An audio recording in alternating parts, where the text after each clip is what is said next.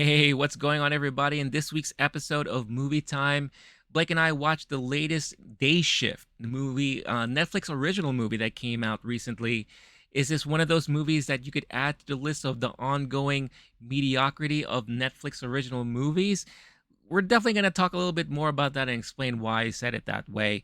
Kind of give a state of the union as far as the Netflix original movies are concerned, and kind of run down the biggest movies that have come out on Netflix so far. So, if that's definitely something that interests you, hang out, chill out, grab your favorite snack because it's time for movie time coming at you now.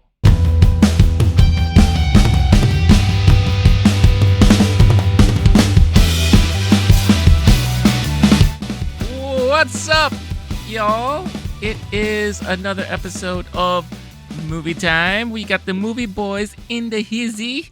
Got myself, Low-Key Geek Renee here, and my boy Blake the Wolf. What's going on, dude? Renee, what is up? How's it going, man? Good, good, good. Another week, another topic to talk about movie wise, and got a little bit of a doozy in this one. So basically, Blake and I spent the last week and a half kind of catching up on all the Netflix original movies, and boy, it's been interesting. So we're definitely going to be talking about State of the Union, and that is the Netflix movie slate, how it really correlates with their business model, what's the deal with all the stuff that they're putting out there, and what do we foresee maybe them doing in the future? We don't know. But this is not your typical kind of like streaming review. It's not like a platform review. We're just talking about it as in a perspective of two movie lovers who go to Netflix and are hoping to see some original content as far as the movies are concerned. And how is it feeding our obsession and need for that? So we're definitely going to talk about that. So if that's something that you're interested in, you love the topic and you just happen to come across our video for the very first time, welcome. Thank you for watching and or listening. We are Blake and Renee. Like I said before, Movie Time is a podcast that we basically two guys talk about movies and bullshit and all that stuff like that. You could find it here on the Low-Key Geek channel. So if you haven't done so already, subscribe, like, notification bell to get notified for things. If you're an audio listener, you could find it also in your podcast platform of choice. Just look for the Low-Key Geek channel there. And you can find this episode and so much others there. Download, play them, leave a good rating, follow the feed, all that good stuff. But the most important thing, and our last video, you guys went swinging, and Yes, we love it. yes, yes, Comment, comment, yes. comment, comment, and we loved every comment. I believe we did our best to keep up and responded to as many of the comments as we could. But thank you, thank you, thank you. That was fun. I actually learned a lot in the comment section, which is rare. So if Yes, you are able to build a comment section where there's like it's informational and there's like actual absolutely. discussion happening, that was beautiful. I love that. That is my favorite way for people to support. And then this week, as you said, doozy is definitely the right word. We definitely put our time in. We watched, what is it, about 11 Netflix movies, which we'll get to a little bit later. But yeah, definitely the support is super helpful because goodness, this week was a long one, and just putting in hours. That if I hope that this conversation pays off. I'm very glad that we're having it. I love discussing Mhm. movies with you, and even like even if it wasn't, we have sometimes where we're super hyped on a movie like last week in the sick comment section. Yeah, That's really fun. This one felt more like a labor of love with the emphasis on labor. yeah. But I am glad that we get to have this conversation. So, No, for sure. Like this is one of the rare times it actually felt like work, yeah. and which is not a bad thing. I mean, look, it's good that we did this exercise because it's good to know what's being put out there, and your thoughts and feelings could be very different from ours, and Yeah. again, that's one of the reasons why we love the conversation and we love the comments and all that. But needless to say, it was pretty rough, I think, for the both of us. But let's just dive in and start off with the newest in the library of Netflix original movies, and that's Day Shift. Day Shift is your movie that came out last weekend, I believe it was, starring Jamie Foxx, Dave Franco, and someone that and Snoop Dogg, of course. And I don't know if you're like me, but anytime I hear Snoop Dogg is attached to any movie, that means grade A quality, right? Like we're talking about this is going to be the bee's knees for the month that the movie is coming out in. But personally, for me, it was nice to see Natasha Liu Bordizzo because she is cast in the new Ahsoka live action Disney Plus show for Star Wars. Mm. And I am not 100% familiar with her line of work. I've seen her a little bit here and there. So it was nice to see just a little bit, get a glimpse of what she can do before that series actually comes out next year. So it was good to see that. But the plot is very basic. It's you got vampires roaming around the streets of California, and you got guys who are kind of hunting them down for profit and fame. If you're expecting From Dusk Till Dawn meets Blade, maybe you Mm. got a little bit of that. I'll just put it to you this way. For me personally, I thought the movie peaked after the first 10 minutes. Like within the first 10 minutes, Yeah. the opening scene, Jamie Foxx fights this, in this house with this like old vampire lady, and all that stuff like that. And you could tell they put a lot of emphasis and effort in this one action sequence. You had all the different camera angles, you had all the acrobatics, all the special effects, and all that. And then it just went downhill from there for me.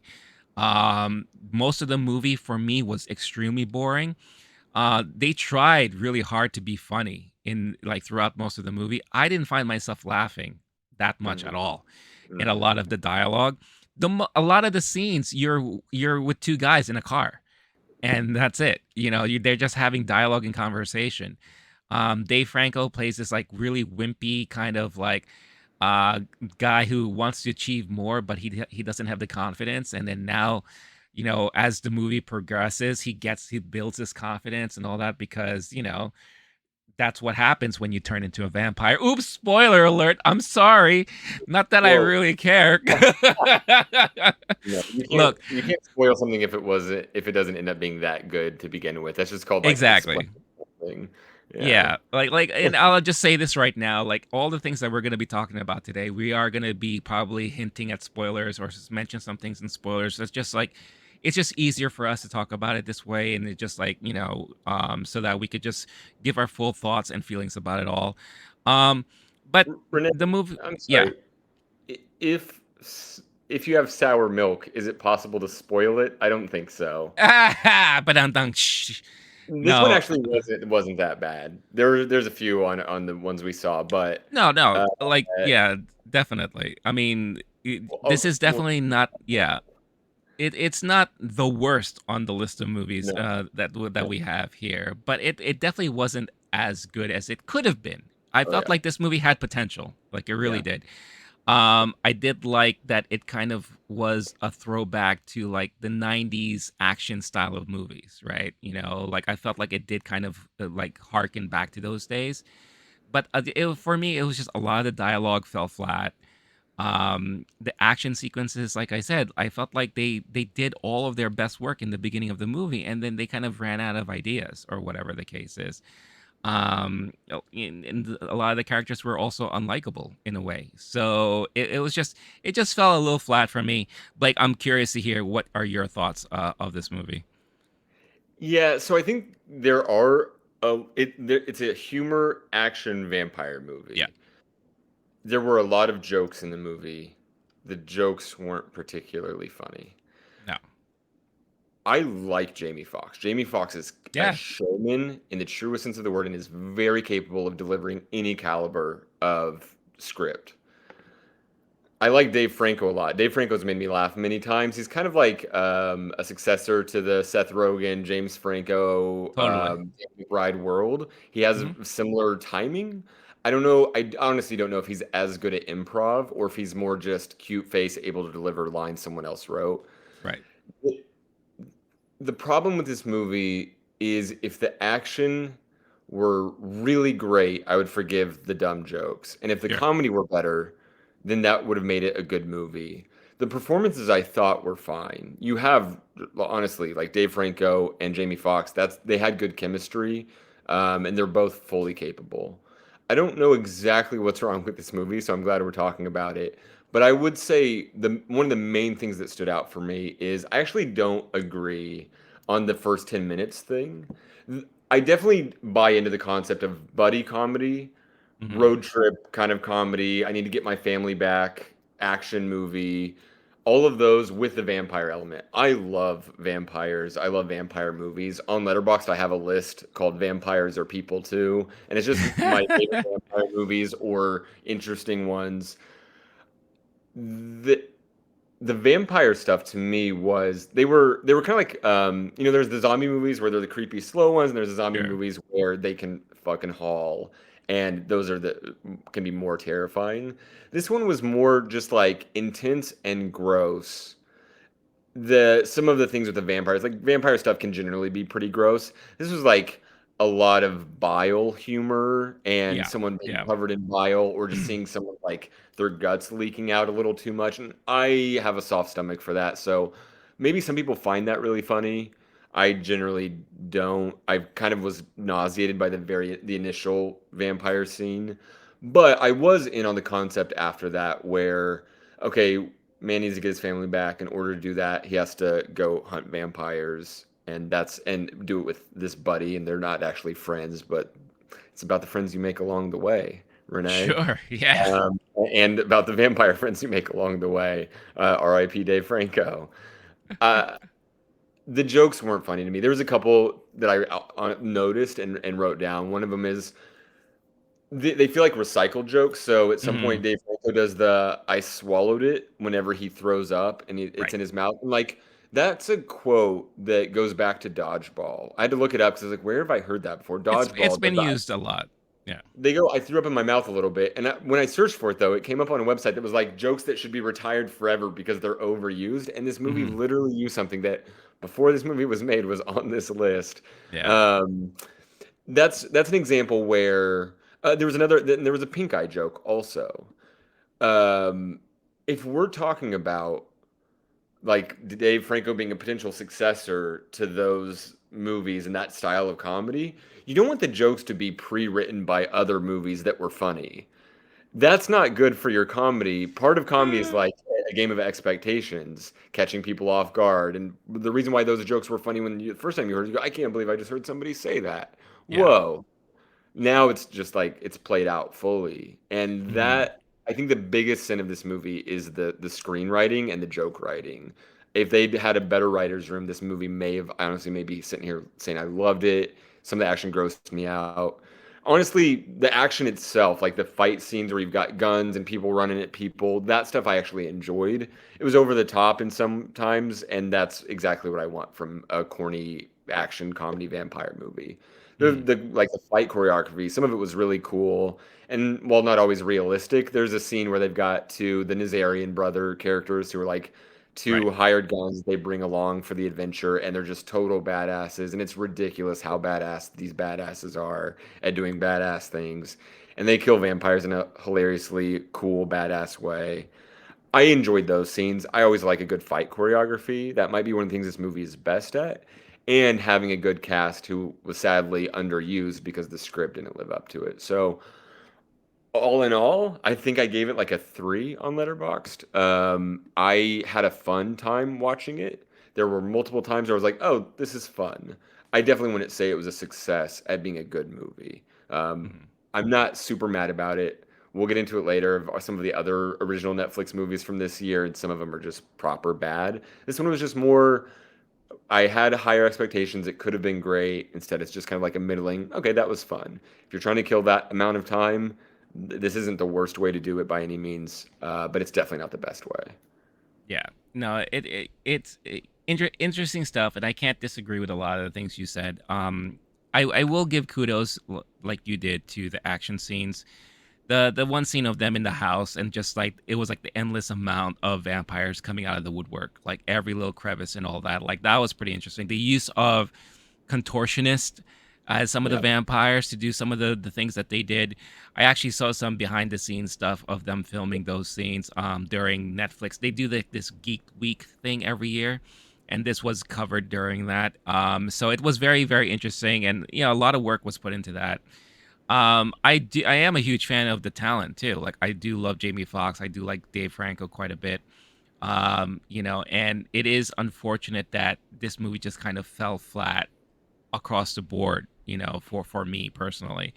And I think it is mainly because of the dialogue, the poor dialogue. I think that took me out of the movie big time, and like I said, like there were a lot of moments where it reminded me of like older movies, and I just caught myself rolling my eyes quite a bit. Yeah. Like with the two brothers, they are cool and all that, but they're again your stereotypical Eastern Bloc type of guys, and we hey bro, bro, and this and bro, and all that kind of stuff. Like we've seen that already so many times, Yeah. over and over again. It just got kind of tiring after a while. I will say though, even though I kind of ragged on Snoop Dogg a little bit, his character was actually pretty dope. Yeah. Especially when he showed up at the end, with the Yeah. crazy like minigun and all that. Like, he was pretty badass. I think it helped that he wasn't in it a lot. Like if he was in it more, then I think it would have like taken me out again more within the movie. So it kind of had that anime character quality where it's like, who is Yeah. this cool guy? Yep. Hmm. I don't think Snoop Dogg necessarily did a great job delivering the lines, but he was also trying to play it cool, Yeah. and that it worked out fine. He didn't have much to do. That Hmm. side movie could be more interesting, especially if you had someone who could like carry a full movie Yeah. more. The other, I think, another smaller character that's worth shouting out is Peter Stormare, which he plays we've seen him in so many movies. Hmm. And he's John Wick 2, Constantine is another one. Oh yeah. Armageddon, Bad Boys 2, Big Lebowski. Like it's funny because Yeah. Fargo, this dude has Hmm. bona fides. And so I see his face, I was like, oh, 22 Jump Street, we Hmm. Bad Boys the original, like down the list. Is one of those dudes I checked his IMDb during it. I was like, oh my God. Yeah, no wonder I was like, oh yeah, this is a cool guy. I don't know why I trust him so much. Oh, right. It's because he's been in some really amazing movies in a similar vein each time, playing a similar character each Oh, time. totally. Yeah. That was a good call on casting him in that role. There was a few things. I think the casting, whoever did their casting for this movie, probably should just be doing Netflix's casting more. We'll get Hmm. into it a little later, but it feels like in a lot of their movies, there's like a missing piece. Casting wasn't it for this one. I think Yeah. the main thing, even the plot concept, the beats of the plot, I thought were well done.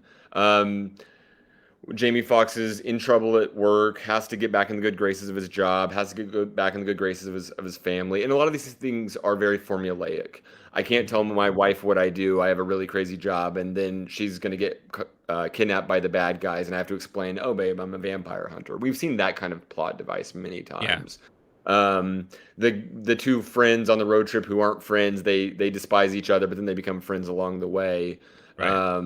There was another Netflix movie from last year, Red Notice, with Dwayne the Rock Johnson and Ryan Reynolds, and that was a very similar. Like you spend the whole time with these dudes going along on adventures with each other, and they hate each other, but then like their banter becomes Yeah. rapport, becomes buddiness, whatever. They did a good job of like those plot beats. It was mainly just the poor, like there weren't jokes. There was just like a repetition of jokes that already existed at Right. best, and sometimes it was even more eye rolly than that. Uh, the casting though, very solid on this one. I think that whoever did that, they should trust more in the future for movies like this. Yeah. I do have one casting issue, and that is the casting of Jamie Foxx's wife. Don't say it. Um, No, no, okay. I was I gonna have to. throw I my have to foot. say it. I have to No. say it because look, I understand that there is sometimes that inherent need that a female has that they want to do some plastic surgery, right, and all that stuff like that. Whatever the reason is, I support your decisions and all that, but this is one example where I think someone should have just steered clear a little bit from the plastic surgery, especially when it I'm comes to bailing enhancements on of this. certain body I'm parts. absolutely balancing. I'm no. Yeah, Uh, no, look, we can either. Yep, when I you do when you can no not. longer wear a bra because your nipples are sitting way high above your breasts, like there's an No, issue there. fail. Don't like this at all. Um, I think Megan Good did a great job of acting, and I also think that women should be able to do whatever they want with their I'm not bodies. saying that they shouldn't. Megan Good, congratulations on being a good actor who makes good money on in movies. I hope that you get better movies than Day Shift in the future. I The actually, nipples were up here. she was literally on my good list from this movie. I was gonna be like, oh, that was a nice one, and then another person that I googled was like, oh yeah, you've been in some other good movies I liked. Nipples were up Um, here. thank you so much again. Yeah. I do not Yeah. co-sign anything that was just said by Yeah. my co-host. Yeah. Well, whatever. Um, I just have to keep it real. But it was just really, really distracting. But regardless of that, again, interested to hear your thoughts about the movie. If you've seen it yet, or maybe you have not, what are your thoughts of wanting to watch it? If you have seen it, let us know your thoughts about the movie as a whole in the comments. Let us know about anything that we have said, and if you agree or disagree. For me on Letterboxd, I gave it 2 stars. It was just something that I was, yeah, I don't know if I was expecting more. I wasn't sure what I was expecting, to be honest with you. But it was just one of those things where by the end of the movie, I'm just like, all right, it's a movie. Hey everybody, are you a fan of collectibles, action figures, Funko Pops, and all that stuff like that? Do me a favor and visit entertainmentearth.com and you won't be sorry.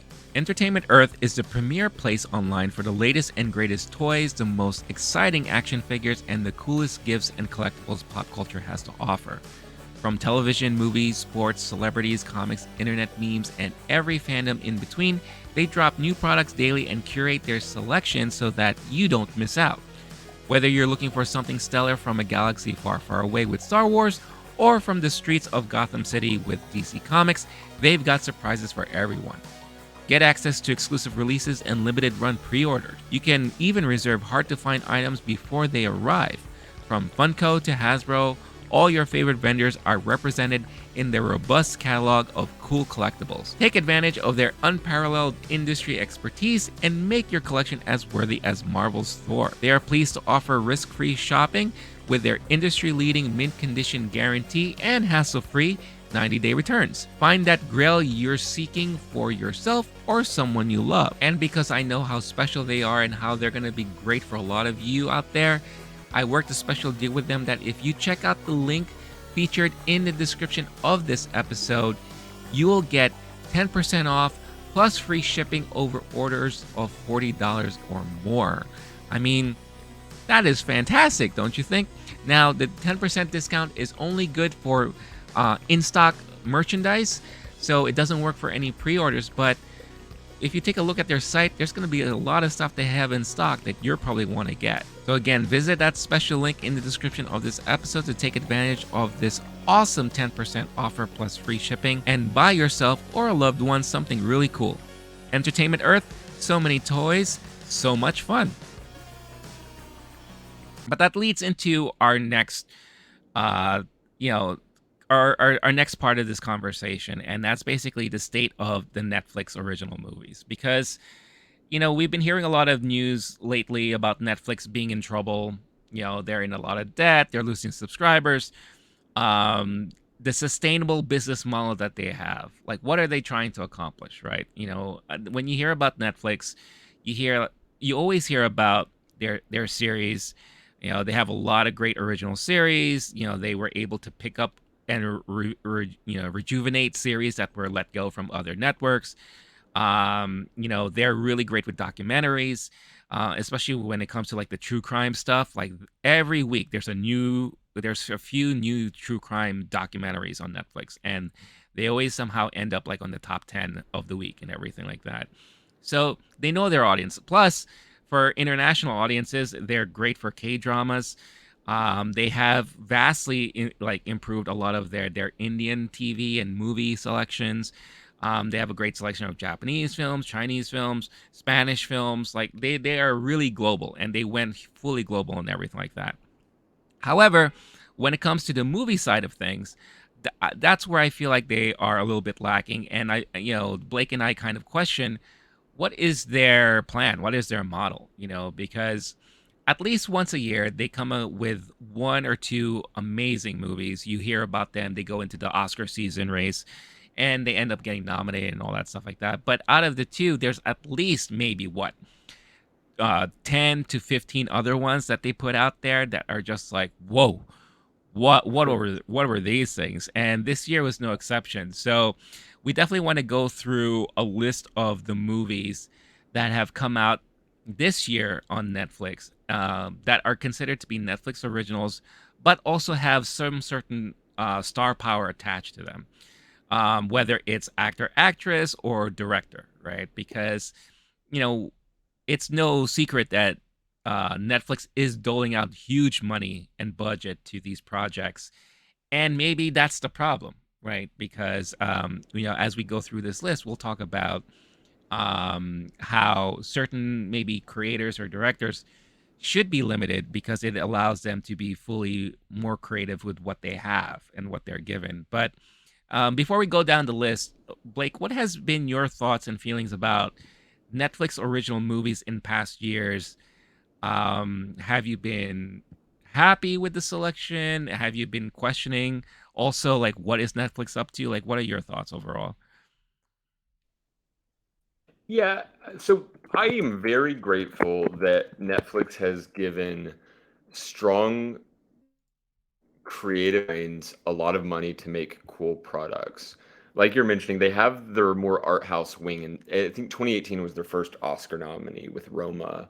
Since then, they've given money to Scorsese, and by even just like bringing him into the fold was a statement about Mhm. streamers versus theaters in that conversation. Marriage Story, huge favorite from a favorite director, Noah Baumbach, who's going to have another movie with Netflix this year. Mank was fun.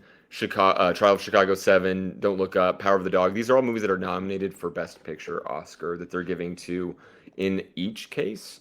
Um, some of the great cinema minds and directors of our time, and some actors, great platforms, people who otherwise have a harder time getting their movies financed. Of the 10 that we're talking about today, that we'll get to a little later, Richard Linklater is kind of the only one that really fits that paradigm of the art house Mhm. auteur, give this dude some money to make their passion project. I love that they do that. I remember the first Netflix series that got me in was House of Cards, and after that, there's been some Netflix original content that I have completely binged, or I can't wait until it's 2 a.m. in California or whatever time they release their movies, so then I can get to watch the new blank movie. Mhm. Um, there's a lot of filler that Netflix puts out, and I don't quite understand as far as the business model goes how this works, because I know you have some numbers on the box Yeah. office stuff. The amount they spend on filler is absolutely unreal. I Yeah. do understand you want people to be hooked on your streaming service. You want to have original content rather than paying someone else the money and the royalties over however many years, whatever, however those deals work. You'd rather Yeah. have your own. And if you bought out, let's say the Turner Classic Movies library, how much does that cost you versus how much would it cost you to get just as many eyeballs, but creating the thing yourself? Right. It doesn't make sense to me that the math would add up, that they would say, okay, we're going to get this many eyeballs in return. Because how many people are watching Day Shift 2 years from now, 3 years from now? The word of mouth on these movies sometimes never materializes, and if it does materialize, it's usually fades out within a certain amount of time. Yeah. Often, on their, I don't know to what degree their top 10 lists are actual by the numbers top 10, how they do that algorithm. I feel like there are often original Netflix things on there, but there's other times where they just buy a movie from back in the day that now is just popular again for any number of reasons. Mhm. Um, Part of that reason why we don't understand is because they have certain amounts of corporate secrecy around Yeah. their viewing numbers, which makes sense from a business standpoint. When there are so many stories about Netflix losing so much money, subscribers decline, but because of Stranger Things, subscriber numbers weren't as bad as we thought that they might be. So that's good. Stock is up, even though we're still losing folks more than we're gaining, or at a not a fast enough rate, whatever. When you're spending $100 million on a movie, and maybe they get that back every time. Maybe there's something I don't understand about how the numbers will work 5 years from now or 10 years from now. But if you stop making original content at some point and you just have a backlog of old movies that were C and B list movies at the time they were made, is that worth that much money 5 and 10 years from now? I honestly, maybe it is. Maybe that is actually a profit making device at the end of the day. I genuinely don't know. What I wish is that the company made sense to me the way that like their brand could make sense because their brand as an app that I can watch things on. That concept I get. I understand a company like A24 where I can say they have a strong brand, they make a product, I can trust that product to be good, and they're often the ones actually making the movie happen. Netflix has that kind of model with their art house side, Hmm. but they also have a lot of filler movies. One of the ones we're talking about today is Senior Year, and they have a lot of those like high school comedies or high school dramas, 13 Reasons Why, stuff like that.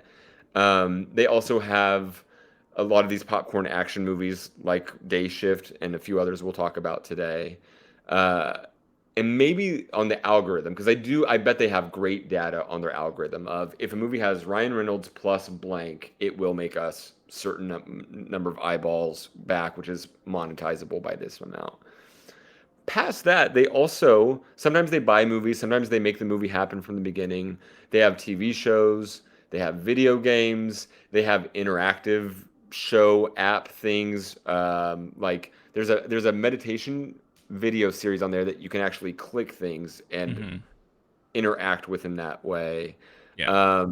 There's the Black Mirror one where I think they were the first ones to do. You can click through the in a choose your own adventure kind of way. Right. Yeah. They have And so many different. they done several like that. And they even have a trivia show where they ask you trivia questions and you get to answer and you get points and all this stuff like that. Like for me, those are fun. But at the Yeah, same time, they don't advertise those enough, I think. I there's some things when we were talking and I was looking into Netflix stuff. I was like, I didn't even know like that right now. What you just mentioned that sounds fun for me. Next Yeah. time we hang out, let's check that out because I didn't even Sure. know that existed until you said Yeah. it just now. The report I read recently, which was secondhand, but it was that 99% of users don't play games in Netflix. And I remember the story of a year or two ago being Netflix is making a push towards gaming because that's where their next big push for money will be. Right. I don't. I want Netflix to succeed. Netflix was my first mail movie service. I'm at Hmm. such an age. I was in college and I was getting movies in the mail from Netflix. And then they said, "Oh, if you're a subscriber, you get streaming." And the movies they had were like really bad. It wasn't B-list, it wasn't C-list. It was like you're Googling things being like, "How did this get made in 1982?" Bargain, bargain, bargain bin. And then over time, they start developing it out, their library, and then over time, they start building their own things. I Yeah. want Netflix to succeed as a brand for sure. The this business model, even if it does make dollars at the end of the day, it doesn't make sense to me what Netflix's brand is. And just because something says Netflix on it, not only do I not trust it, I actually trust it a little bit less. I say, oh, that's a Netflix original. That means I probably won't watch it because it might just be one of those formulaic algorithm filler movies or shows or whatever they're doing that I've tried before. And as this our list of 10 of those from this year is an indicator, like eight of them suck pretty bad and the other two are fine, Hmm. essentially. Yeah. So yeah, that's I don't have clarity on the State of the Union. I just know that I'm confused and the brand isn't clear, and if anything, it's kind of weak, it seems. Yeah. Yeah, it's interesting because like you, Netflix was the first service I signed up for because of their mailing service, the fact that I could rent DVDs through the mail and all this kind of stuff, blah blah blah, this and that. I think originally what we were hoping Netflix was going to be kind of like really that replacement for the video rental store where any new movie that's come out and is available for home video, whether it's DVD or whatever the case is, we would be eventually able to watch it on Netflix, right? Maybe at a longer period of time or whatever the case is, but in essence, it's like the HBO, right? It's like one of those like movie channels. But and as time went on, we found that no, that wasn't exactly what was happening. Like you said, the movies that would pop up that wasn't a Netflix original movie or what Netflix whatever was usually an older movie from like several years ago. like falls within like the B category or whatever, C category and this and that. From time to time we will get your blockbuster film. Like I remember they did have the Marvel movies at one point, before Disney Plus came up. They did have, they would sometimes have Harry Potter and all that stuff. What they really figured out though was it was series and shows was the one that was keeping them afloat. That was the place at one point when you would be able to go and watch Friends.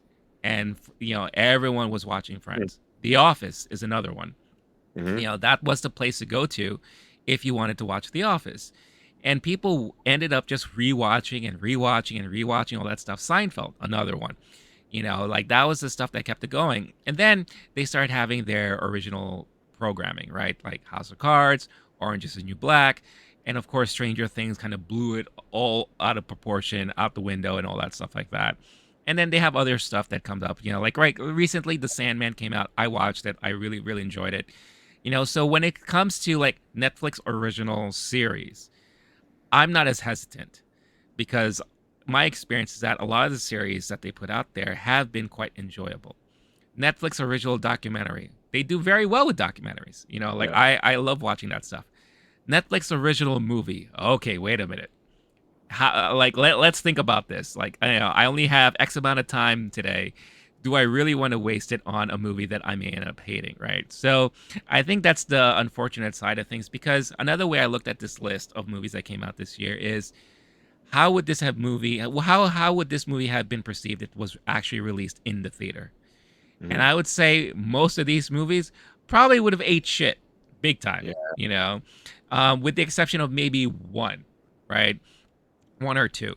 But, these are the type of movies that I'm just like, there's a reason why at Blockbuster Video, there would be that section of B movies when you had no other choice.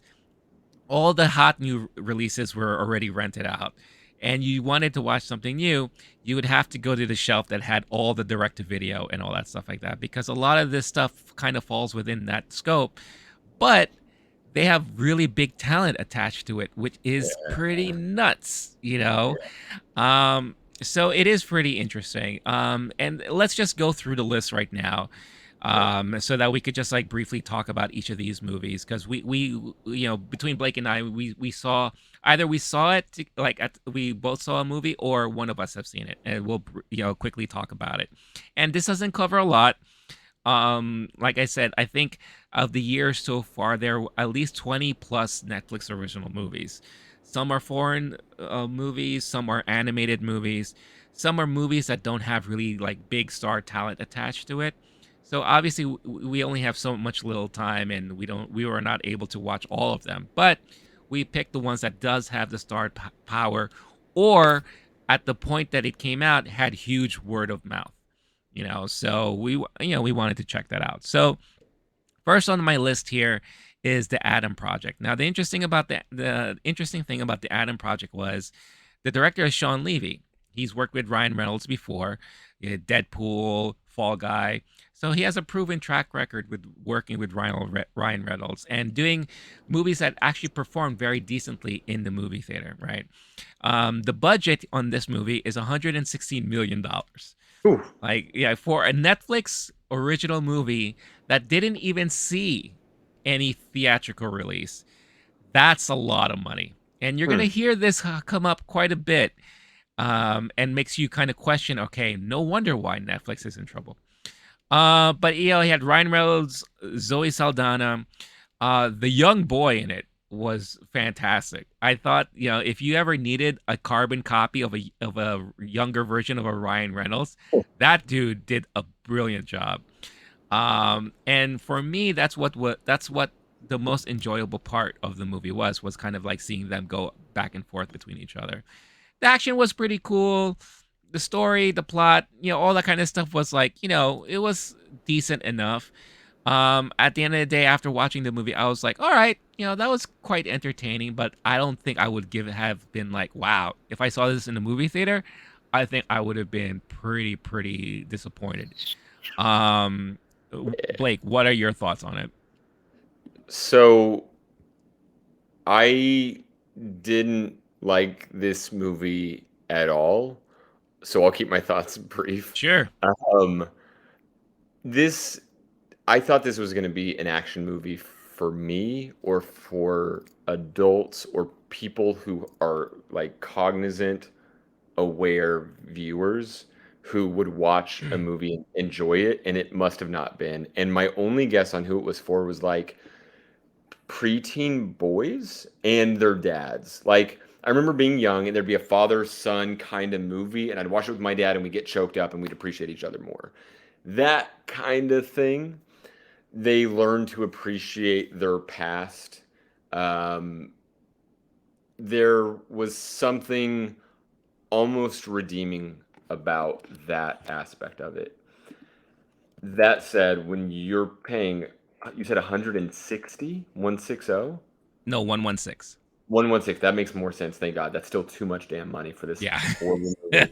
You're paying Ryan Reynolds, Zoe Saldana, Mark Ruffalo, and Catherine Keener money. Which, speaking of Catherine Keener, I know earlier we got into it about Megan Good, or as I call her, Megan Great. If you want to talk about fake bodies, Catherine Keener's younger version in this movie really gave me the creeps, not for any fault of Catherine Keener's, but if you're paying money to your CGI team to make something look good, it shouldn't look like this. There was a few moments I go, oh wow, they pulled it off. This is good. This is kind of like it's kind of like the Irishman, where it's like I'm kind of like, oh, this is actually pretty good. This is pretty good. Oh no, and then there'd be a moment where she turns her head and she goes, oh no, oh no. Oh, it's Penny all about Valley, when she turned. Yeah, or it's all slower. about when she turned ahead because I was just like, whoa, like Uh, that just does not work. if the movie's good enough, people will forgive your special effects to a degree. We had this conversation last week with RRR, which you can find on Netflix. Probably should watch it before any of the other movies we're talking about.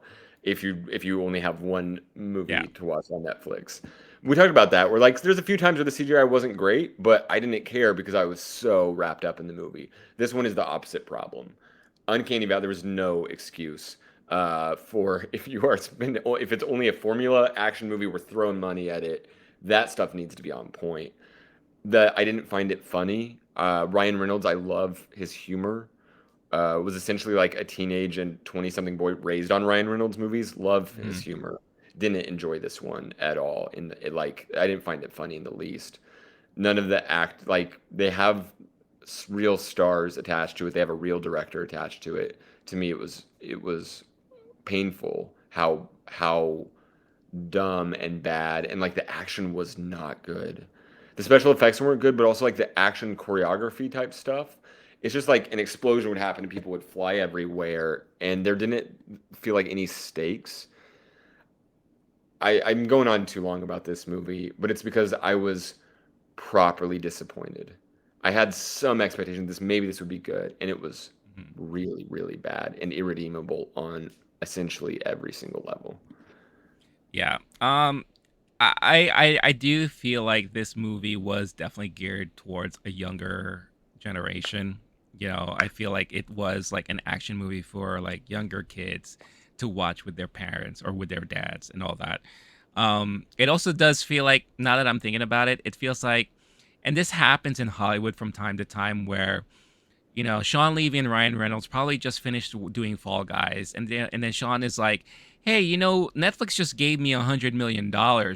You want to do a movie this weekend?" And you're like, "Sure, let's cook up something real quick."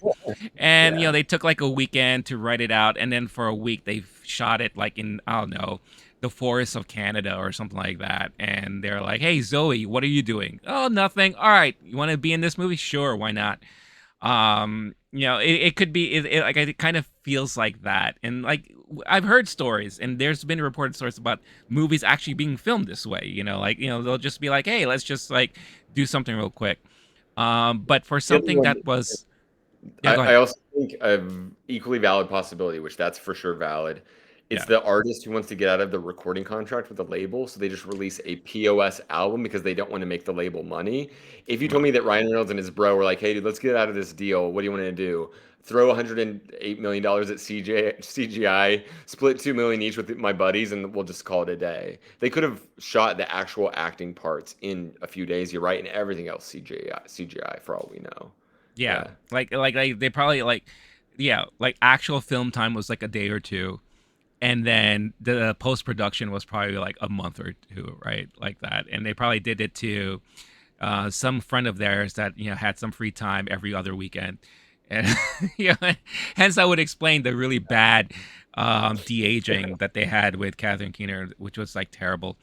Mm. But moving on, the next movie I have here on the list is called Windfall. Now, a lot of people probably don't know what Windfall is, but this is I would add this to the list of their art house type movies. It stars Jason Segel, Jesse Plemons, and I believe the female is Lily Collins. I want to say. Let me just look it up real quick. Yeah, Lily Collins. Yeah. Really good cast. Obviously, a bunch of well-known actors, and it takes place just in one location in this house. And it very harkens back to like a Hitchcockian type of movie, where it's basically a guy who's down on out on his luck decides to rob a house, and things fall apart when the actual owners of the house show up, and it becomes this hostage staging situation and all that, and certain conversations are had, and you get to realize that no one's happy and all that stuff. So if you remember movies like The Ref back in the day, it kind of reminds me of kind of like that, with a surprise reveal at the end where the one who does escape the house is the last person you probably expected to. I actually really enjoyed this movie. It's a nice short, an hour 30 plus minute movie. Goes by real quick. There were some scenes where it's kind of like long shots and all that stuff like that. Again, speaking to the artsy parts of it, I thought the acting was really well done. But from what I've read, and this is one of the movies where I can't find the exact details, Netflix paid a major eight-figure sum on this movie. Now, whatever that means, they Wow. probably way overpaid for because of the star talent attached to it. But it is one of those movies that didn't really like to say a lot. Like it didn't really like make a lot of waves. Again, when I mentioned it to you before we started recording, you're like, "What movie is this?" Um, they didn't If really you bring market that it. and it doesn't even get in front of my eyeballs, and I'm a fan of Jason Segel and Jesse Plemons, Yeah, that's properly wild. Like you and I literally surf upcoming releases, and this one just a name that I yeah, never had heard before, no recognition. It sounds almost like a COVID movie. The fact that it's in one location, I could almost see that kind yeah, of thing. Like, oh, we're gonna do the campus concept. yeah, For the movie. I just looked it up. I was gonna see it based on the cast alone. I yeah, just looked it up. Rotten Tomatoes, 59%, Metacritic, 52%, Letterboxd 2.8 out of 5 stars. You can't pay that much money and have high quality actors and then just be that nothing. And not that it's, I don't even know if you're saying that it's so bad. It's just that it was kind of like meh of a movie. yeah. Like again, I enjoyed it because of the formula of the type of movie it is. Like again, it's not something groundbreaking. We've seen movies like this before. I just I thought the actors did a really great job. Now, are the characters likable? No. Like all three characters, you want to just like punch in the face, to be quite honest with you. But somehow I love movies like that where everyone is just like miserable in their Yeah. own way. So I feel like for you and I, this is like a movie that is like within our wheelhouse. Sure. But for Yeah. a general Netflix audience, definitely not. And I could understand why that's probably it didn't do so well. So that was that really. Yeah. Yeah. I'm curious how many people sitting at home watching Netflix want to watch people being miserable. Like, oh, I'm snowed in today. I'm gonna have a Netflix day. Right. I'm gonna watch three people go through something who are all I don't like any of them. Yeah. That's kind of like, especially if you just want to escape on Netflix and you're at home, you're like, I don't want to hang out with anyone. I don't want to have conversation. I just want to tune out. I can't Yeah. imagine that that's what the average person is looking for. No, Next definitely thing we not. know, Netflix will have a TV show that's just people scrolling through Netflix trying to find what to watch Right. because the whole idea is escaping whatever the hell it is that Yeah. I can't imagine the general audience liking that. And I would also think too that, speaking about algorithm, right? Now, if I am a Netflix viewer, watcher, and I love Jason Segel, so obviously I've watched I Love You Man, Forgetting Sarah Marshall, like all of his great comedies, right? Like How I Met Your Mother, right? All that Yeah. stuff. And Oh then yeah. I also like Jesse Plemons, but I know a lot of his, real serious like movies, right? Oh yeah. And then this gets recommended to me. This is not the movie I would be expecting, Yeah. from either actor, Yeah. and that could totally throw me off. And I'm just like, wait a minute, this movie sucks, or like, I was not expecting this type of performance from either actor or whatever the case is. So it would be interesting to hear like the fans of like these actors, if they've watched this movie, what were Yeah. their overall thoughts? Because Jesse Plemons played a character I've never seen him play before. Maybe closer to his character on Breaking Bad, but not even, right? So it's just really, really, really weird. It's a weird movie, but I enjoyed it. Yeah, I think the algorithm's worth mentioning here. If exactly what you're saying, people like this, so then they'll watch that. This comes up, then they'll watch it. If you end Yeah, up watching that thing and being disappointed, then it might inform the algorithm to a degree if you're clicking the thumbs down and thumbs up, which I'm right. actually curious who all does that. I'm the kind of person who does do that. I I'm do too. Yeah, if anyone is commenting, definitely let us know if you yeah, have a thumbs up, thumbs down, or if you're even the person who does that. Because I think that that might help with the algorithm and someone's experience with Netflix. But generally, kind of what we're talking about is a lot of these movies have like missing parts. It's almost like Netflix has identified through their algorithm. We give someone the information about the cast, the title, the director, and a couple other things, some keywords. And that might be the only information they have when they're deciding which movies to invest in. It's as yeah, if, like, Don Cheadle's character in Space Jam 2, where they're just going, oh, people like movies that have balding action stars under the age of 32 who, whatever, and like just the most arbitrary algorithm. And so they go, oh, we'll make that movie next. yeah. Um, that's obviously a hypothetical example, but Red Notice wasn't too far away from whatever that concept is. They go, oh, a lot of people like Dwayne The Rock Johnson and Ryan Reynolds, and Right, if it has the word action comedy, then we've got enough eyeballs. right. Not to go back to the State of the Union conversation, but is that sustainable if the movie isn't actually good? And maybe generally people do like these movies. Maybe the critics are wrong, and like humans are sitting there at home, they're not even bothering to log in into anything to rank it. They just go, they don't even have a Rotten Tomatoes account. They just go, I love that. I'm gonna keep giving Netflix my money. Maybe that's happening. I don't know. Yeah, Um, I can't believe we spent that much time talking about Windfall, which I I haven't, know. haven't even I seen. know. Yeah. But yeah, no, that's a great question, because that's why I said in the beginning, like, your thoughts on these movies may be very, very different than ours, and but we want to hear if that's the case. We want to know. But the next movie on the list is a movie you saw. I wasn't able to see it. Is Apollo 10 and a half, A Space Age Childhood, directed by Richard Linklater. Very, very huge director. So what were your thoughts on this movie?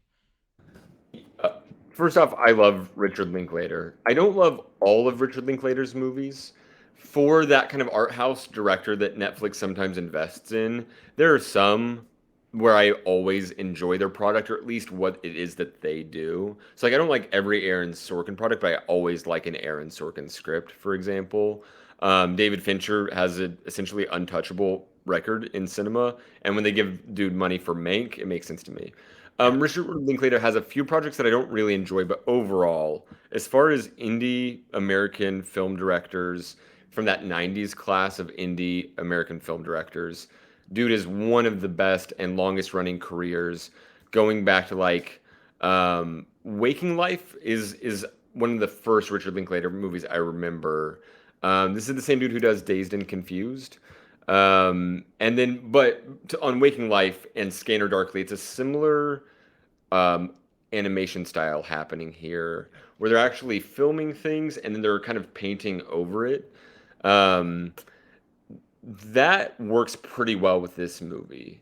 It's anytime he's had a movie that's a little more dreamy, it seems like he uses that style. That he essentially, if not inventing it, pioneered that style of animation. We saw it last year with Flea, nominated for international feature. That kind of style of animation. This one was also dreamy. It was one of his movies that was harder to follow, and it's definitely going to be in like a middle to lower tier of the Richard Linklater movies that I've seen. Um, The general concept is it's about being in Houston around the time when Houston was doing all NASA stuff.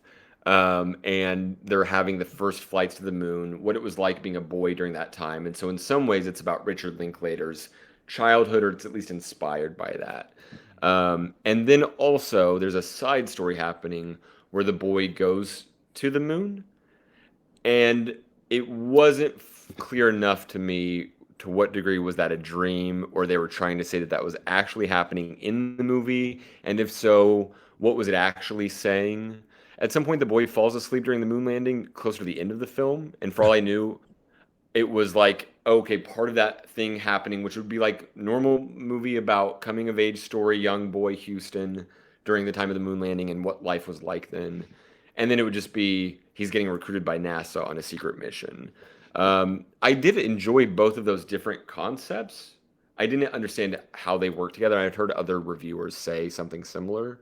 So in that way, it wasn't successful of combining those two concepts. Overall, it was well made. The craftsmanship was top level, and there were a lot of things about it that I really liked. Especially early on in the movie, the conversation about what it was like being alive at that time in American history in Houston. And even though it was a couple decades before I was born, it reminded me a lot of being a boy in Oklahoma in the pre-internet world. And it Mhm. was kind of cool, like hearing them getting excited about like chasing turtles or what they would do for fun, like trying to set off rockets in their backyard, going to the theme park. It did a really lovely job of painting that story. And there might be kids these days who have no idea what that concept is like of a Sure. pre-Netflix childhood where you don't just have a tablet in front of you all the time. It was poetic and it was really well done, narrated by Jack Black. Um, the there's a lot of really, really great Richard Linklater movies. And I'm thinking of all the Before movies, the Before Sunrise, Before Sunset, Dazed and Confused. Waking Life's one of my favorites. We can put School of Rock on that list. Boyhood was nominated for a lot of awards. Loved it. And then he has a bunch of other movies that are a little more middling or less inspired, maybe you could say. Or maybe I just didn't get around to seeing them, but weren't as well received generally. This one's probably deserves to be more in that latter list. It doesn't necessarily make sense to me um, that the movie wasn't edited better, because then it could be a proper awards conversation movie. Even just some tweaks to the editing might have been all it needed. From my understanding, and it's something you mentioned earlier, Netflix gives blank checks to creators and says, "We want you to go make a project, go fulfill your vision." What they might need to do is rein that in a little bit more. And it's possible someone like, a David Fincher says, I'll only do this if I get to do whatever I want and you don't even get to review it. And maybe Mhm. they should take that deal, David Fincher. There are other directors where they actually do really great work when they're given limited resources and they have to get more Yeah. creative with their locations, their script, their camera work, etc. This might be one of those examples, or maybe it just needed another another look over from a different editing team, or I don't know what all. But that's happened a few times with those some creators that I really love, where I their Netflix products are usually among my least favorite, or they're in that middle to lower tier. Like Scorsese and Irishman, that movie doesn't have to be 3+ hours long. Some of his best movies are ones where he actually wasn't, he was on the ropes in his career and he had to be more resourceful. The studio said, we'll only give you this much money because your last one flopped. And he makes his best work yet. And he's bounced back so many times in his career.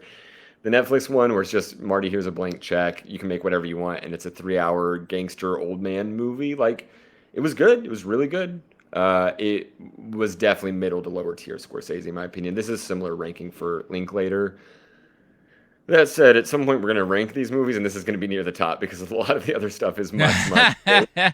If you want a 2022 Netflix movie in this style, the auteur, I think based on our what I saw about Windfall, this might be like the best one they have so far. Mhm. Um, they have some other ones coming out this year that I'm excited about in that art house vein. Yeah. So I don't think it'll end up there. But if you just want a new Netflix original movie art house style, it was good. It was enjoyable. And if you're a fan of Richard Linklater, definitely watch it. If you're a fan of Jack Black, as in Kung Fu Panda, don't watch this movie by any means. I think it's a little too dreamy, literary, and weird. But I did enjoy having it on. It was a pleasant movie. Cool. Yeah, definitely. Yeah, definitely not your Kung Fu Panda animated fare in this one for sure. But it is still in my queue. It is a movie I am still looking to check out for sure. Because I am a fan of the director as well. And I've always loved that animation style. And I think it's like very very innovative and still works. So looking forward to that. We're gonna stick with you for the next one because you saw this and I didn't, and that's Senior Year. Rebel Wilson's kind of coming out movie where it's her first movie with her new bod. So, what say you about this one? Okay, I'll keep this one shorter. Senior year, I did laugh multiple times. It is another of those more middling Netflix movies, but I wouldn't be surprised if their formula said Rebel Wilson, people click that, they know and trust her to make them laugh, and so we'll give Rebel Wilson her own vehicle. It was it was a good movie for that kind of like high school, or it's actually a going back to high school movie. So it has things in common with Clueless. It has things in common also with like Billy Madison, the going back to high school kind of movie. It has some things in common with Mean Girls in ways where she used to be the popular girl, falls into a 20-year coma, goes back to school, and doesn't understand what this new world is like and how to navigate it and how to be prom queen, which is her dream. It's a very woke high school, and it felt like it was kind of written by an adult or their understanding of what teenage phone social media culture is all about, and young wokeness, and that the most popular kids are the ones who are all about body positivity and inclusion and diversity, etc. Like, I actually don't know. I'm sure there are some high schools that are actually not too far from this, but it has the question that like Euphoria and a bunch of other teen stuff has now, bodies, bodies, bodies, where it's like, did an adult write this so that adults would think it's about what teens are like now, or is it actually what teens are like now? I unfortunately can't speak to that in my years, but overall, fun movie, funny enough. It's a pretty flawless fish out of water concept, Mm, and there were times where she is being hilariously offensive for 2022 because she's still using language from right. whatever, I think it's 2002 was when she has her accident as the head cheerleader. Um, that fish out of water comedy is a take on 2022 wokeness, cancel culture, like the way that the world has changed, without it being old man Clint Eastwood griping about like these kids and like their politics. It's not a get off my lawn way to handle that, and I Mm. thought that was actually a good way to show perspective on life now and the way that the world has changed over 20 years. But the person, nobody's really like a victim of those jokes. It's just a fish out of water concept there. Um, some miniature spoilers. So if you're really excited about this movie and haven't seen it yet, which I have a hard time believing that that person exists, skip ahead like 45 seconds. There was a really nice moment where the person she looked up to when she was younger, Alicia Silverstone, famous from Clueless, she wanted to be that person, and then it shows Alicia Silverstone now and Rebel Wilson in a car ride. Alicia Silverstone picks her up on the side of the road, and they have a talk, and Alicia Silverstone's character is essentially saying, it's not what it's cracked up to be. Your goal should not be popularity. So the girl who was that it girl, high school movie girl back in the 90s has that moment. It was a clever cameo casting. So she's Uh, actually in the movie. actually in the movie. Yeah. Wow, that's pretty That it was a cool. clever little touch, and especially if you didn't see it coming. I looked up the cast before, unfortunately. Uh, But they don't show you that character. You just know that she exists. She was the popular girl that she'd always looked up to, and then you meet her, and it's current day. that's This might be cool. 45 seconds or so, so I won't say it again. Um, Overall, if you want like a dumb high school kind of comedy and you can't watch Booksmart because you don't have that streaming service, then watch this one. It's fine. It'll be fun. Actually, probably Mean Girls. I don't know about Billy Madison. I don't know if it holds up. I haven't seen that one in a long time. Super bad. If all of those movies have been taken off because they were on whatever it was, who had the issues recently, I think HBO Max. If it's all gone, then maybe this should be like your fifth or sixth choice for Right. adult actors playing high school people. Clueless. it's interesting because Netflix has been promoting Mean Girls a lot on their service, so I feel like that's a great companion movie Very to much that. so. I wouldn't be surprised if it was literally just the algorithm. They're getting people to watch that to then go to this. I honestly, Right. I wouldn't expect anything less from Netflix, but it was fun. Not, I don't think we need to go into it. There's not a lot to unpack in this movie. It was good though. Hmm. It was fun. It was a fun little time. All right. Well, that's good to know. I mean, it's on my list of maybes, and that's like huge maybe. Because I don't know, a lot of the Netflix original comedies have not really been so good, like for me personally. A lot of misses there, but one, in my opinion, is not a miss. Is this next movie called Interceptor? All right, hear me out on this one. All right, and I'll try not to spend too much time on it. This is a good hour and a half action movie that stars Elsa Pataki, famous for the Fast and the Furious movies, also famous for being the wife of Chris Hemsworth. They have a lovely daughter together who is also featured in the new Love and Thunder. But this is her vehicle. This is her, honey, I want to be an action star like you, and I want to have my own movie. So she's in this movie as like this kind of army person who has been ridiculed because she made an accusation of an actual sexual assault that was made by a general, and people believe she was lying about it, and then all these guys and macho meatheads within the army kind of put like this bounty hunt for anything that involves her, and they found out that she did like these calendar pinups. So she is constantly being ridiculed for all that stuff and is stuck on this base, one of the two bases that help prevent nuclear missiles from entering the U.S. atmosphere. Hijinks ensues. Someone steals 16 nukes from Russia, wants to fire them on the U.S. because America sucks these days, and blah blah blah. This and who's there to stop it? Only she can. And if I were to say that this is like your throwback early 90s action, Bruce Willis, Die Hard meets freaking Jean Claude Van Damme movie, that's all this in a bag of chips. I actually kind of enjoyed it. I enjoyed even more so now learning that they only had a $15 million budget Oh, and they wanted to keep it within that budget. So they only filmed it on one set. So that's why the majority of the movie is on this one base in this one secluded area. And it's like one of those, like, like raid scenarios where you got to get in here to stop it. Or now I have to try to get back in there to stop it, blah, blah, blah, this and that. And it's a lot of cat and mouse, give and take, all that stuff like that. Um, I enjoyed it. I think this was a really well done movie. I was really pleasantly surprised.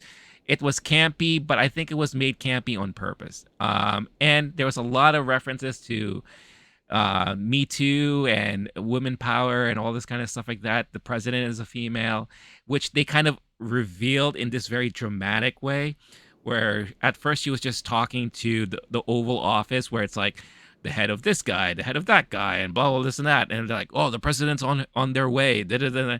And then when she shows up, the music just stops. It's like da da dun. Yes, I am the president, and this is what I'm telling you. You need to help us. Da da da. This and that.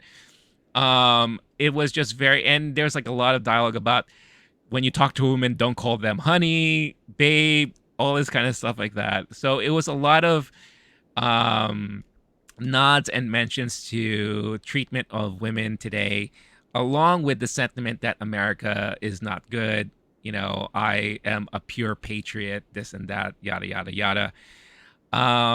There is also a huge sense of nepotism in a way because Chris Hemsworth does show up in the movie as like a throwaway character that just happens to be in an electronics store as news breaks about what's happening. But for some reason, they keep cutting back to him and showing his reactions every time something changes. And I thought that was a little annoying. Later to find out that he's an executive producer of the movie. So, be that as it may, I actually really enjoyed this movie. The only reason why I had it on my list too was because it was fully mentioned during the Geek Week that they had.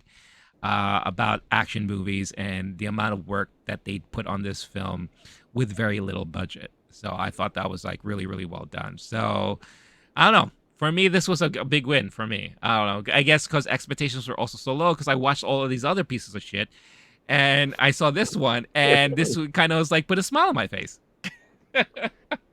Netflix, I think the lesson is you can save $111 million compared to what you spent on Project and make a movie that Renee likes even more. And they have exactly the same reviews.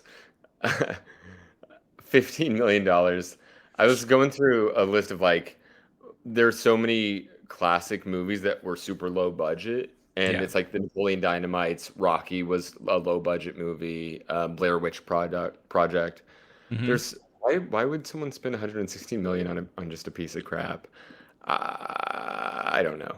I'm glad that this one was enjoyable, and I'm glad that the standard had been set so low Yeah. that they couldn't fail.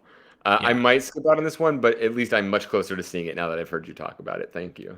Yeah, like this is one of those like hidden gems. Like when I talk about like renting B movies or directed video, sometimes you come across that movie is just like, whoa, wait a minute. Like this was actually pretty fun, right? This is one of those, in my opinion. Okay. Love Yeah. that. Some of my favorite movies are like they got terrible scores from critics, and then I see it and I have like it's like it was made for me. Sometimes you get lucky like that. So I'm Yeah. glad that the Netflix algorithm failed correctly for you in this circumstance. Hell yeah. Yeah, exactly. I think we should like later on also like at a separate time check the percentage rating because you know how like some of the movies or some of the shows you watch on Netflix will say like percent for you or whatever the Yeah. case is. I am so curious about Yeah. what those are for these movies for each of us. So we could do a follow up episode on that. But next on the list is actually a movie that was surprisingly enjoyable, and that is Hustle, Adam Sandler movie.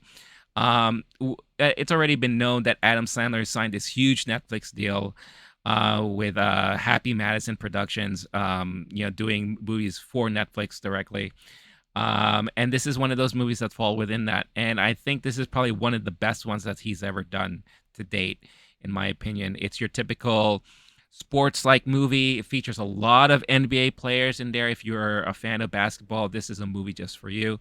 Not only do you have players, but you have coaches and all that. Like we Adam Sandler is a huge basketball dude. So I'm sure it was very easy for him to convince a lot of these people to be in the movie. The guy they got to play the main character, the main prospect, is one of the Mhm. brothers of the Herman Gomez family, which is like pretty big in the NBA right now and in Spain. I thought he did a pretty decent job, even though his acting is not the best. But it reminds me of movies like like Hoop Dreams or The Blind Side and stuff like that. If I had one criticism, I think the training montage was way too long. I felt like that thing was never going to end. But other than that, it was a quite enjoyable movie experience for me. I actually it had a lot of heart.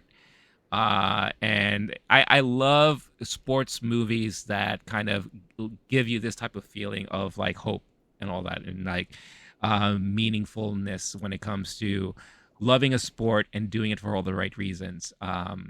Because you have a family to love and support, and how it changes the perspective of another individual who was already getting soured on the whole industry that they work for and all that stuff like that. So I like this. I'm curious, what are your thoughts on the movie there, Blake? Yeah. This is among my favorites for sure. Netflix originals more generally, it's up there. I forgot about Adam Sandler's deal with Netflix because I didn't watch any of these. I'm looking at a Yeah. list. Maybe Halloween, The Week of, Sandy Wexler, Murder Mystery, The Do Over, The Ridiculous Six. I think that was the first one I remember seeing. Funny enough, he was in another serious movie with Noah Baumbach that was a Netflix original before Marriage Story, the Meyerowitz stories. I like that one, but Yeah. mainly because I'm a Noah Baumbach person. I think Adam Sandler is a brilliant algorithm choice for Netflix.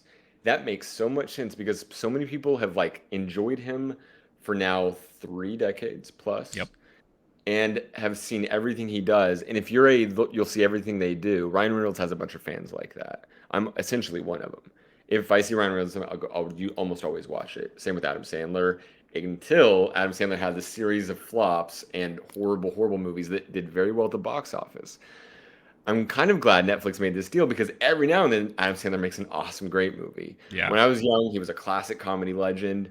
And since then, there's a handful of movies, great movies. Between his Punch Drunk Love with Paul Thomas Anderson, Hmm. Uncut Gems a few years ago, Meyerowitz Stories. He's had a few serious action movies. This is one where it's not serious, serious. He's a wild wacko person. He plays a normal dude, very Adam Sandler vibes with a very Adam Sandler wardrobe. Yeah. And I thought he did great. He's really good at capturing emotion.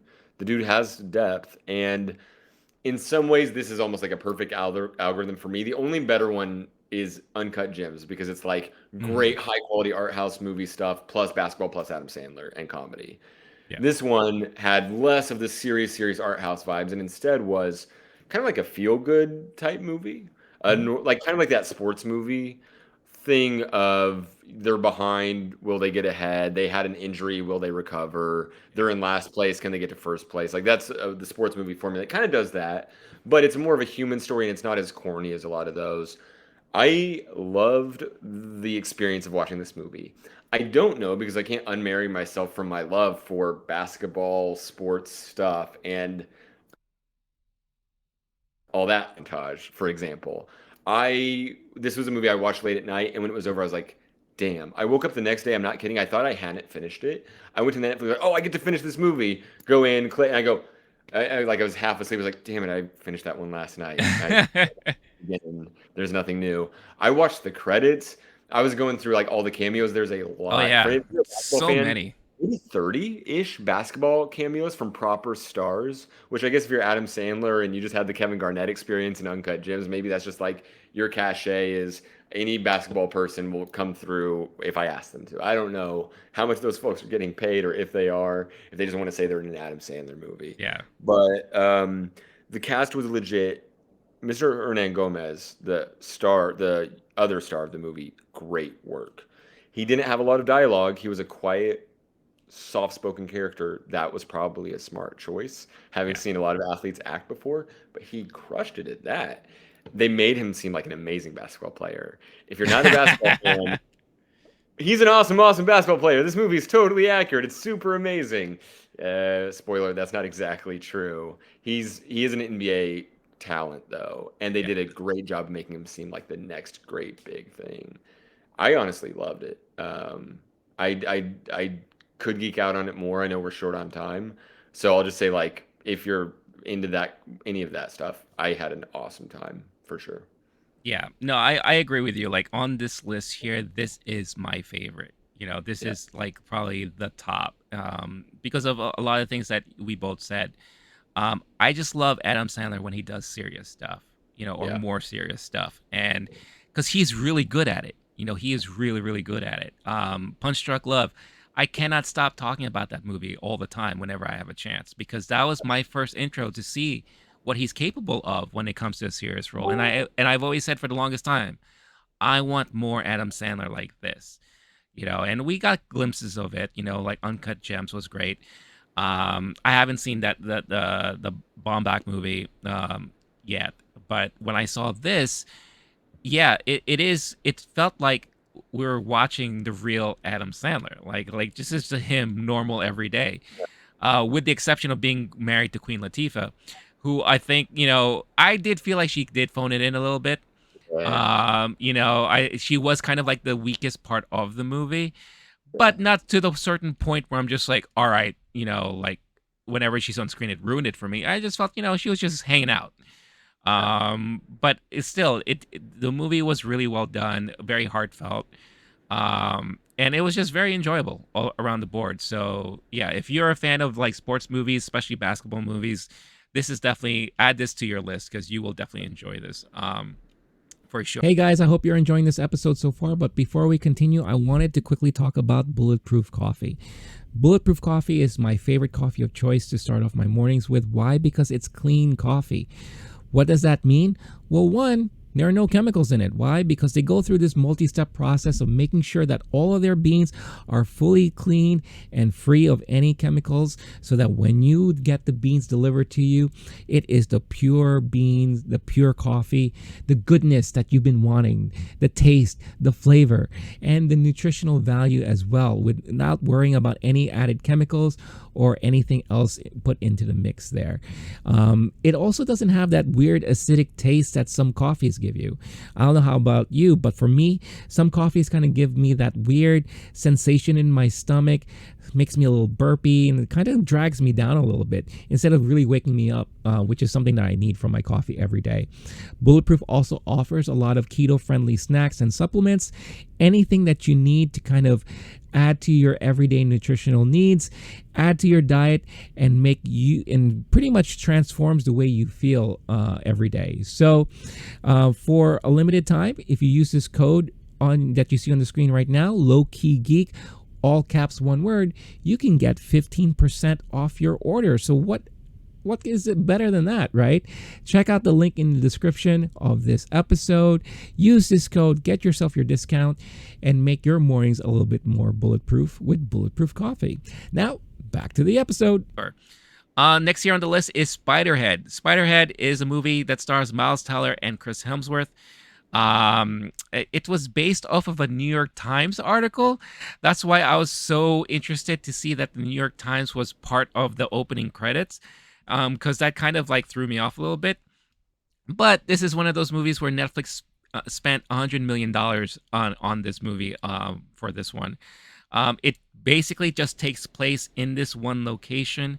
Very not, I wouldn't say futuristic, but not that far off future, maybe possibly, especially when it comes to the experimenting of certain drugs.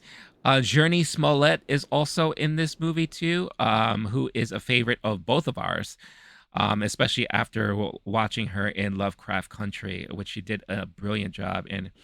My thoughts on this movie, I mean, it was okay. It was nice to see Chris Hemsworth play someone you didn't like, for a change, and he does that type of role extremely well, and I thought it was really great. I'm a fan of Miles Teller, but I didn't think this is one of his best. To be honest, I felt like it was very cookie cutter in a way. Same for Journey Smollett. I felt like it wasn't her best for sure. Underutilized for the most part. But it is another one of those movies where I put in the category of I didn't like any of the characters, so I wasn't really rooting for anyone at the end of it. I could have cared less if anyone survived or not.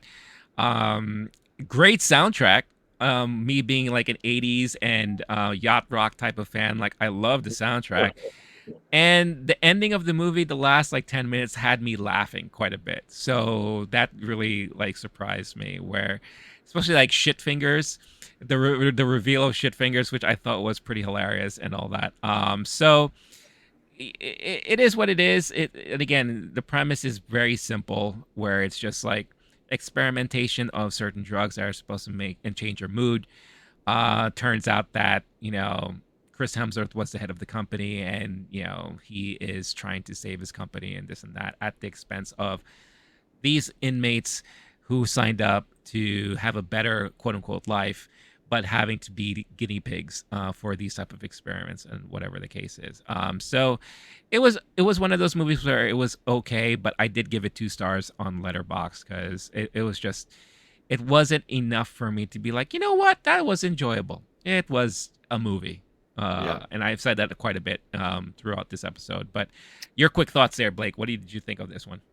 I didn't realize it was a George Saunders short story from the New Yorker. That's actually good to know. I've enjoyed some of George Saunders' literature before. It makes sense that it was based on something legit. It was not itself legit. Hmm. It, I agree with basically everything you said. I don't have any issues with any of the takes. I agree. It was essentially a nothing, another meh of a Netflix movie. Yeah. And sadly, it was another example of me being excited about something because I like these stars and the source material without even realizing it was George Saunders. Like, I like a good dystopian, mood Hmm. altering drug. How do I escape from the compound movie? There's been a few of those. Some of them are classic. This was not on that level at all. And in theory, it could have been. If you gave this Yeah. a proper director, not, it's hard to say that he's not a proper director after Top Gun Maverick. Miles Teller has great quality stuff. Yeah. Hemsworth, love him.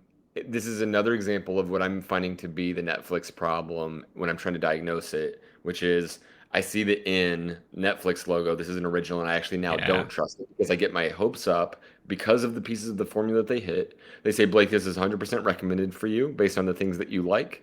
And then I am disappointed because it's more like a formula adapted into a movie rather than an actual film. And Right. for that reason, it was disappointing. I don't want to just shit on things. There's I Shit wasn't fingers, dude. really yeah, that's a great point. I don't want to put fingers on this movie. There were elements of it that I really enjoyed. There were certain scenes and that the actually like the concept of the movie and watching that play out with Miles Teller's he's a good actor and sometimes he was phoning it in for sure. There's times where you're watching a man lose his mind. Should Yeah. I torture my friend in this science experiment kind of thing? Like there's some really good intense dystopian type of moments and like the compound itself was beautifully set up. Hmm. I think those are the end of the things that I think were just like flawless about the movie. Everything else was kind of a bit meh. Hemsworth, he's got great comedic timing. Always love to see him do comedy instead of drama. Seeing him play an asshole was kind of fun. Have a Yeah. shiftier character. That I'll say that was fun too. You're right there. Otherwise, you could skip this one. It was fun. It was good. It was fine. It was fine. It was not. Yeah. You don't need that. There's enough content out there that wasn't created by Netflix, and even some that was that you don't need to watch this movie. Yeah. And I think another running theme about a lot of these movies is the potential, right? This had the potential to actually be a better movie than what it turned out to be because of the concept. I thought the concept was very, very interesting and yet enough of the idea there that you could have executed like a really, really well done movie. It's just like you said, the Netflix problem of um, having the shell of a movie, but then the end product is not what you were hoping it to be, right? Yeah. And it's kind of sad. And it'll be interesting to see how they address that moving forward, and all that. But next on the list here we have the most expensive Netflix movie to date, and that is The Gray Man. This had a $200 million budget. It's a movie directed and written by the Russo brothers. It is one of, I believe, their first non-Marvel related movie that they did. However, it felt like a freaking Marvel movie, just without the Marvel characters. You had Ryan Gosling, who did a lot of superheroic type of stuff throughout the movie. He had Ana de Armas, who I love 100%, and I feel like she needs to do more action movies. But again, a lot of over the top superheroic type of stuff. And he had Chris Evans, kind of like the mustache twirling supervillain, who is like the opposite of Ryan Gosling's character, who was great to see Chris Evans play this kind of like villain, kind of like how I mentioned. It was great to see Chris Hemsworth play like an asshole. It's fun to see Chris Evans do like this really bad, villainy type of role and all that. The stunts were insane. The special effects were like all over the place, good or bad. They too fell in love with drone shots, just like Michael Bay. I think they attended a seminar that he hosted to talk about that. Um, but overall, it was a very recognizable Russo brothers formulaic movie. If you are familiar with what they've done with the Marvel films, just again insert or remove said Marvel character from their original movie and insert just regular Joe Schmo, and that's the movie you got.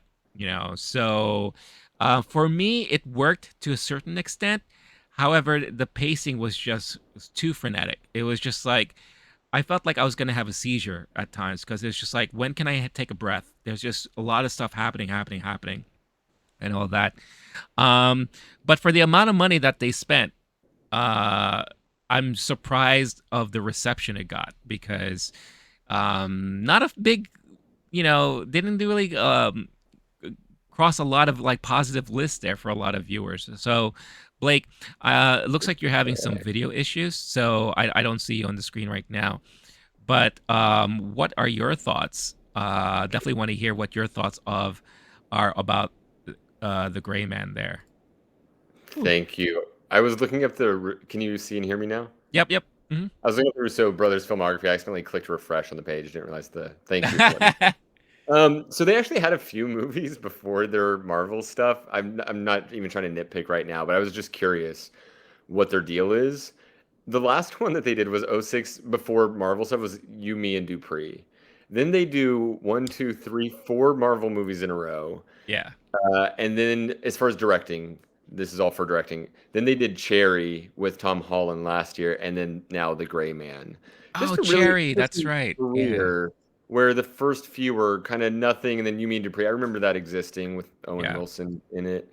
Uh, and then now Cherry was a bit of a flop, and then Gray Man's a bit of a flop. It's not that I didn't see people saying these are the worst movies ever level, but when you go from among the biggest box office movies and then you're making your own stuff, it doesn't seem like they're passing the test, unfortunately. I was Yeah. excited about their careers.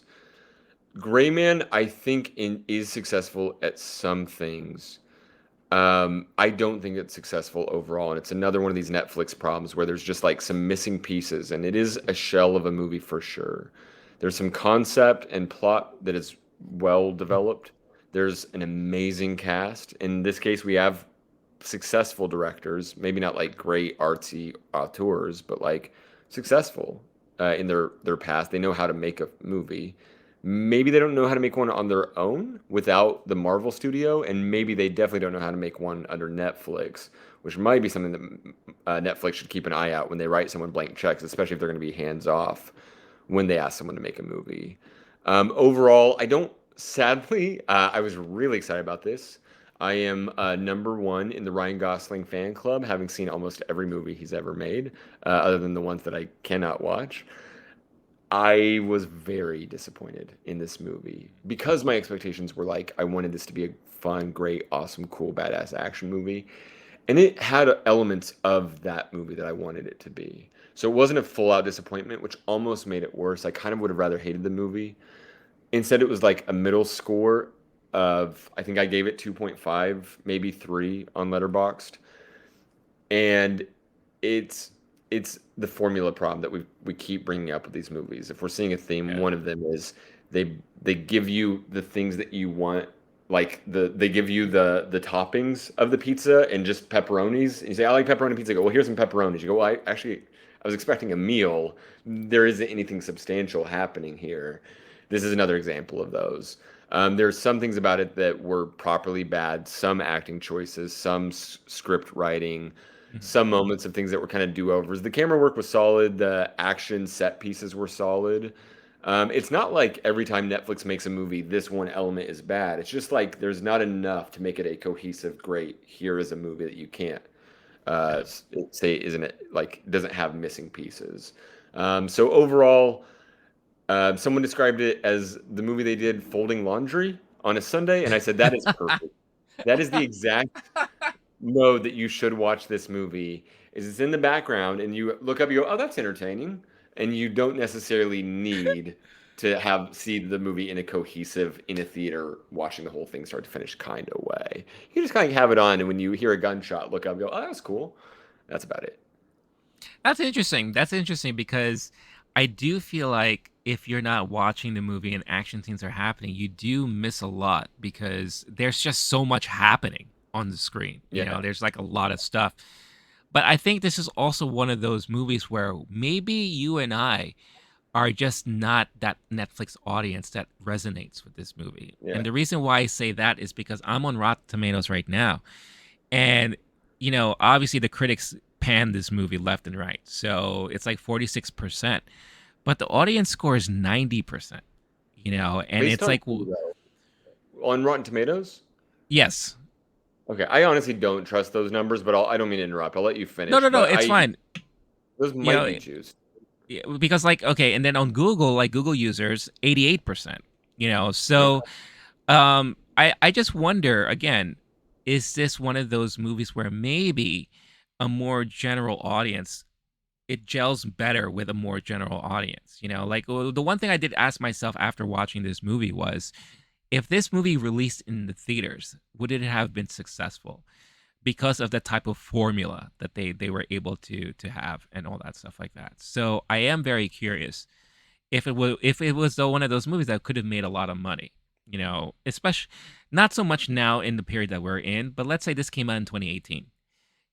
Would this have been a movie that probably would have made a decent weekend because of Russo Brothers, because of who's in it and all that? I don't know. But again, it's definitely not one of those movies where I'm just like, oh wow, this was like mind blowing and like amazing. But according to Netflix, it did well enough that they already signed on to do a sequel, and it looks like they may be making a whole universe around this franchise. So this could be Netflix's, I don't know, Russo universe or whatever the case is. That's why I do wonder like how well it did it really do with a more generic audience. Yeah, I think this is another one of those examples. We don't know if they're playing the lowest common denominator, then it might be successful in that way. It definitely has the component parts of what people would like in movies. There were enough set pieces for the action when Ryan Gosling's chained to the bench and being shot Yeah, at, and there's some humorous dialogue. There's enough moments in it that it was a fun time that made it like that were enjoyable, that if someone is doing laundry during the movie, right? And I think that's maybe Netflix is playing to their audience, knowing you're watching at home, you're going to have a second screen on, you're going to be yeah, texting somebody back during it. We don't necessarily need to have a perfect, cohesive film. That it actually might work better in that kind of setting, even though traditionally this would be a movie that's better built for theaters with the large action set pieces. right. Um, it sounds like I didn't realize the audience scores were that high. That's interesting. That's another example though where Netflix might actually know what they're doing on the algorithm better than we could, and these are just our reviews. Yeah. Um, Although I that's still question the $200 million budget though, that's and a and lot. not have a theatrical release. I mean, that's pretty nuts. How do you get that back? And this one could have had and could have we know it could have made them, let's just say Yeah, 30, 40, 50 mil modern right. day, and then they put on Netflix even in the first few weeks. I don't know.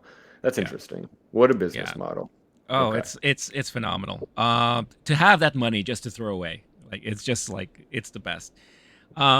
We talked about Day Shift already. I just wanted to mention that that had a budget of $100 million. So Mm. again, another huge budget for that type of outing and all that. Last on the list is the movie that you saw there, Blake. Fistful of Vengeance. I believe it stars some of the Raid guys. So what was your thoughts on this one? Yeah, we're gonna do our top five list shortly, Yeah, and I'm excited for that because this one's hard to even talk about. It was absolutely terrible.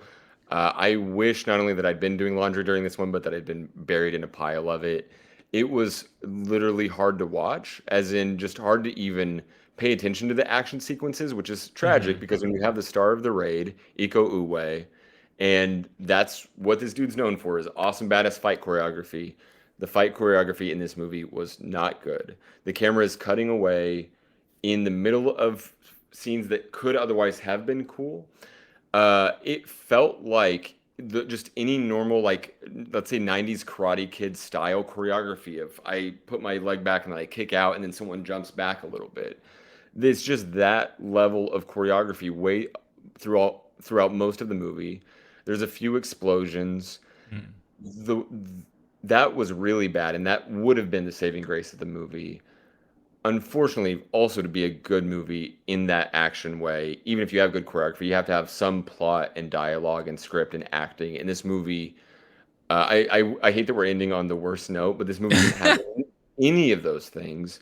It was kind of like it felt like student film level acting. The dialogue was actually bad, and you know me, I skew towards enjoying a movie and trying to find the things I appreciated about it. This is one where by the end of it, I was genuinely mad that it existed, especially because I had my hopes up. I said, well, no matter what, it Jackie Chan has a lot of great movies and he has a lot of bad movies, but you say no matter what, at the end of the day, he's going to have good fight choreography. There's going to be something redeeming about it.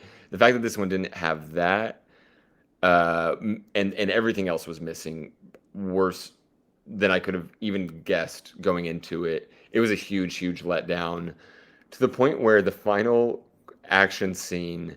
I There's no reason to get into the plot. This is apparently a follow up to the TV show Wu Assassin. Oh, Um, the final fight scene is the two greatest fighters in the world, essentially. They're floating. There's no context for where they are. It's hard to explain. There's a little bit of supernatural going on too. There's no perspective for where they are, how far back they're getting hit, and they're just kind of like throwing their fists at each other a whole bunch, dangling from a supernatural rope in a floaty cave in the earth thing. It's hard to even explain yeah. unless you've seen it, and I would say don't bother. That's a bummer to end on. So can we please Ooh, move on to our top five? that sucks. Yeah, I'm sorry, man. Yeah.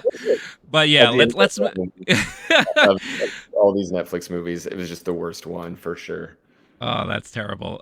So yeah, let's just go into our top five, and I will say this: my top five list will not more than likely make my top five of the year list at all. This is Not just even top number one. five, not even a Okay. one. Yeah, Yeah. because I'm already like I in my mind I'm thinking about all the movies I saw in the theater this year so far, the stuff that's coming out this year. There's no way that any of these movies will ever crack my top five of the year. Now, as far as future Netflix movies are concerned, I am looking forward to Blonde. I think that has a potential to be one of those Power of the Dog Roma situations, but we'll see. But from for what we have so far, my list for top five, in no particular order, but I'll try to keep it one to five like that. Number one is Hustle. So Number two is Windfall for me. Number three is Interceptor for me. I mean, I can't praise that movie enough for what they did. Number four is The Adam Project, and number five is The Gray Man. oh, this is a brutal list, and you're absolutely right. None of these are making my top five at the end of the year.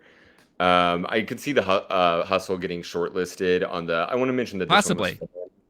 Yeah. I'll do the same thing you did. Start with the positive about Yeah. Netflix and their 2022 slate. I'm excited about Noah Baumbach's White Noise, based on the Don DeLillo novel. Favorite director, classic novelist. That hopefully that'll be awesome. My top five Netflix 2022 movies so far, the originals, is Hustle for sure. Then I'm going Gray Man, which we just shit on a lot. That's number two. Apollo 10.5, senior year, and then I'm gonna say Spiderhead. It was almost day shift. That's a really meager, sad top Oof. five. Next Oof. week, let's make sure to do a movie that we actually enjoy. Those can be more fun, but also I did enjoy like trying to figure out what the deal is with these Yeah. Netflix original movies and going through these, and I'm glad that I'm not alone here. And we Yeah. both enjoyed Hustle. That is Yeah. seriously, I had a lovely time watching that movie. No, if there was again any kind of silver lining in this, is like it allowed us to watch a movie that we probably were not expecting to enjoy as much as we did. For sure. Yep. And it was a great exercise again to go through and just see what is happening in the landscape of Netflix original movies. Because it's I think for you and I, it's so easy to put a lot of focus on theatrical releases and all that. But I do understand, and I think we both understand the importance of streaming and how that's not going away anytime soon. And they're like releasing more and more stuff every month and every year. It's just it questions though. It asks the question is like, what is Netflix going to do moving forward with the amount of money that they're putting into these movies, only to get mediocre reactions out of a lot of people. So, again, curious to hear your thoughts about this list of movies that we went through. Is there something that we didn't include that maybe you think we should include and we should like check out? let us know in the comments. You guys have and girls have been fantastic in recommending stuff based off of our last video. And we just want to hear your thoughts overall of the situation that is the Netflix. A lot of you who have watched our episodes have put Netflix as their top streaming platform. So let us know, what is it that makes it the number one? For is it the movies, or is it the original shows or the documentaries? Let us know in the comments and all that. But that is the end of our movie time episode this week. Before we go, Blake, where can people find you on the webs? On Letterboxd app, go to my account Blake Wolf SSN, where you can see me give basically every one of these movies a 3.5 or less. Sadly, except Hustle. I think I was so excited to finally enjoy one of these. It was like 4.5, maybe Nice. 4, more honestly.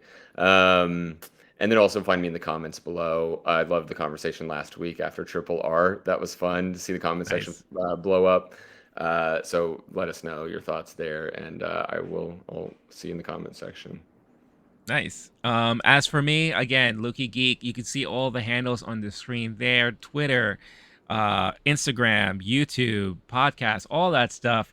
If you're brand new to the channel and you haven't done so already, and you liked what you watched or listened to, subscribe, like, notification bell. If you are an audio listener, go to your podcast platform of choice and follow us there. You could find this episode and many others on there. Leave a good rating when it prompts you to. But that being said, this has been Movie Time. Thank you so much for watching and or listening.